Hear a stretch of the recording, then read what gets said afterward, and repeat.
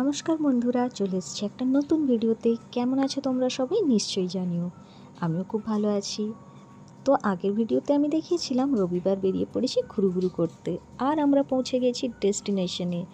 আমাদের ডেস্টিনেশন ছিল এটাই, মূলবন্ত রিসর্ট।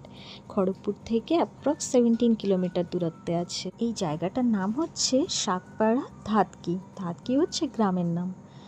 তো বন্ধুরা, দেখতেই পাচ্ছ ভেতরে এসে আমি কিছুটা ভিডিও করেছি। ততক্ষণ আমার হাজব্যান্ড রুম নিয়ে কথা বলছিল। এখানে কিন্তু আগে থেকে বুকিং করে আসতে হয়। আমি আপনাদেরকে অবশ্যই নাম্বার দিয়ে দেবো ডেসক্রিপশানে।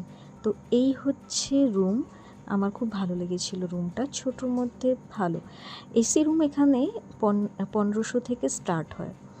তো আমরা যেহেতু 1.5 দিনের মতোই ছিলাম, 2 দিন পুরো থাকতে পারিনি কারণ আমাদের কাছে সময় ছিল না। যাই হোক, তো ওয়াশরুমটা আমার খুবই ভালো লেগেছে।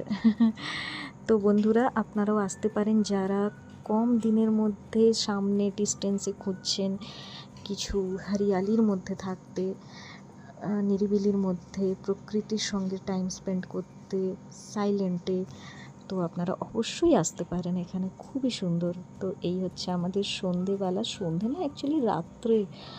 হ্যাঁ, জলটা না সুইমিং পুলের মানে অল্প গরম ছিল, তো আমাদের খুব মজা লেগেছে। আমরা প্রায় রাত 9টা অবধি স্নান করেছি।